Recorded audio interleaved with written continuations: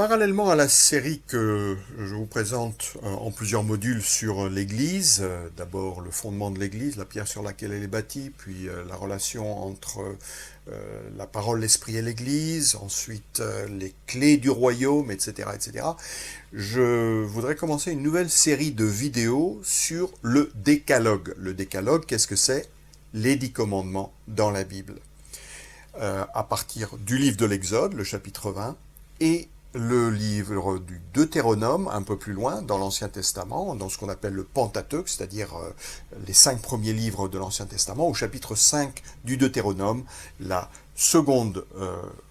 version, ou en tout cas la deuxième fois que les 10 commandements, le décalogue, apparaît dans l'Ancien Testament. Alors pourquoi le choix de ce thème? Parce que d'abord c'est une idée d'une conviction particulière, c'est que la permanence des 10 commandements, de leur importance pour la vie quotidienne et pour la vie de l'homme, de l'humanité en général, est pour moi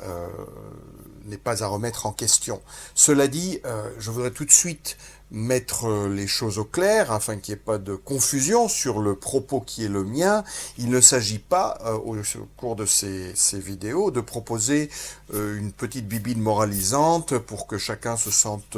tranquille et en paix avec lui-même en disant je suis un type bien, oui, j'ai bien fait ci, j'ai bien fait ça, voilà comment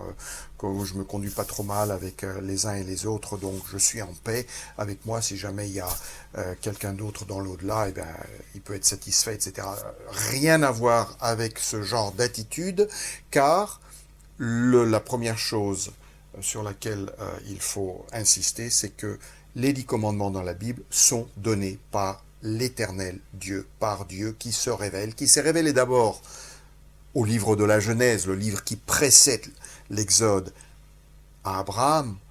à son fils Isaac, ensuite à Jacob, à Joseph, etc., et qui se révèle de manière très particulière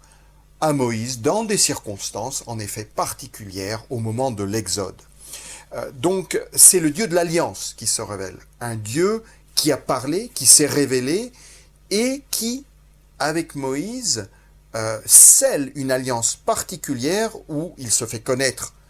comme le Dieu libérateur. Et ça, c'est le deuxième point sur lequel j'insiste très fortement afin qu'il n'y ait pas non plus de méprise sur le sens de la loi. La loi est présentée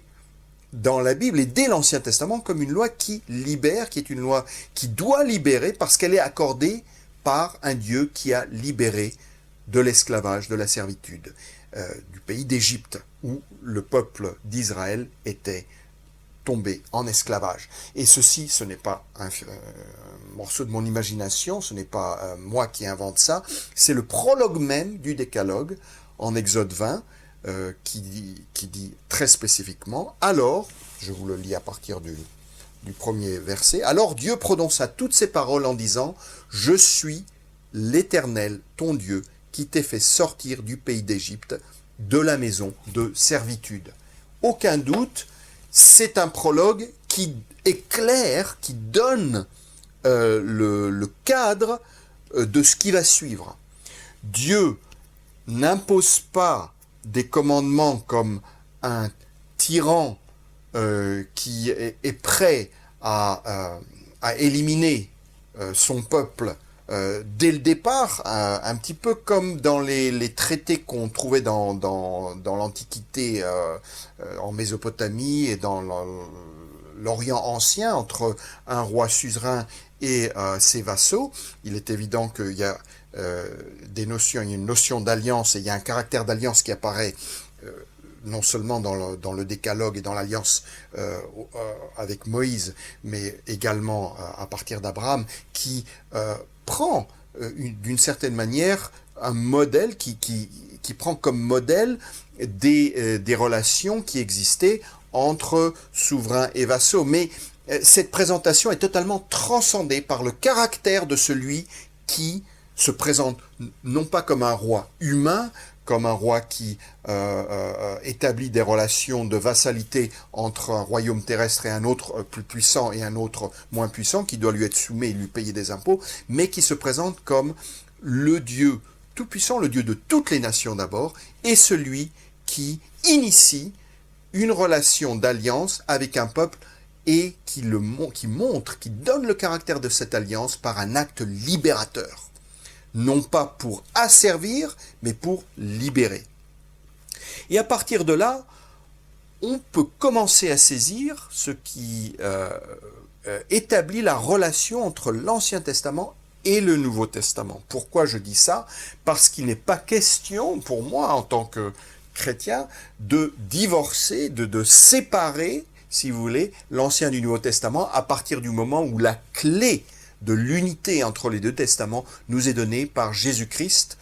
dans ce qui constitue l'autre versant, l'autre montagne, si vous voulez, où la loi est donnée aux hommes, c'est le sermon sur la montagne en Matthieu chapitre 5. Et que dit Jésus-Christ au début de ce sermon sur la montagne, au chapitre 5, versets 17 à 20, il dit « Ne pensez pas que je sois venu pour abolir la loi et les prophètes, c'est-à-dire tout ce qui est contenu dans l'Ancien Testament, et en particulier le Décalogue. Je suis venu non pas pour abolir, mais pour accomplir. » Voilà. Il y a un accomplissement qui montre que l'aspect de loi n'a pas disparu de la relation d'alliance entre Dieu et son peuple. Il a été accompli par Dieu lui-même en la personne de Jésus-Christ, dans ses actes, dans sa vie, dans son obéissance parfaite au commandement divin, et une obéissance qui est faite pour que nous soyons mis au bénéfice de cette obéissance, afin que nous soyons, nous aussi, mis en mesure, spirituellement, changés, transformés, pour obéir à ses commandements, à ses prescriptions. Donc j'adopterai, dans les vidéos à suivre, je dirais, une attitude ou une vision christologique, c'est-à-dire qui centrera, qui n'oubliera jamais que, en fin de compte, l'élément de libération qu'on trouve dans l'Exode et dans le Deutéronome, cette libération du pays de l'esclavage, de la servitude, cette condition humaine enchaînée, elle disparaît totalement lorsque Christ lui-même accomplit parfaitement la loi et les prophètes. Pour souligner cet aspect et pour montrer que donc l'évangile, si vous voulez, cette bonne nouvelle de la libération est déjà présente dans l'Ancien Testament, je voudrais vous lire un passage du livre justement du Deutéronome au chapitre 6 qui suit l'exposition des 10 commandements dans le livre du Deutéronome. Au chapitre 6, à partir du verset 20, nous avons un passage où Dieu enseigne aux parents ce qu'ils doivent eux-mêmes enseigner à leurs enfants en ce qui concerne cette loi, ces commandements, ces prescriptions qui leur ont été donnés. Lorsque demain ton fils te demandera que signifient ces déclarations, ces prescriptions et ces ordonnances que l'Éternel notre Dieu nous a commandées, tu diras à ton fils, nous étions esclaves du Pharaon en Égypte et l'Éternel nous a fait sortir de l'Égypte à main forte. L'Éternel a opéré sous nos yeux des signes et des prodiges grands et désastreux contre l'Égypte, contre le Pharaon et contre toute sa maison. Et il nous a fait sortir de là pour nous amener dans le pays qu'il avait juré à nos pères, Abraham, Isaac et Jacob, de nous donner. L'Éternel nous a commandé de mettre en pratique toutes ces prescriptions et de craindre l'Éternel notre Dieu, afin, écoutez bien ceci, afin que nous soyons toujours heureux et qu'il nous conserve la vie, comme il le fait aujourd'hui. Pour nous, la justice sera d'observer et de mettre en pratique tous ces commandements devant l'Éternel, notre Dieu, comme il nous l'a commandé. Voilà, je tenais à souligner, à bien poser le cadre du don de la loi au mont Sinaï, à travers Moïse, qui sert de médiateur, dans ce cadre de libération, qui n'est pas un cadre d'oppression, mais de libération, et qui en tant que tel peut être qualifié déjà d'évangile.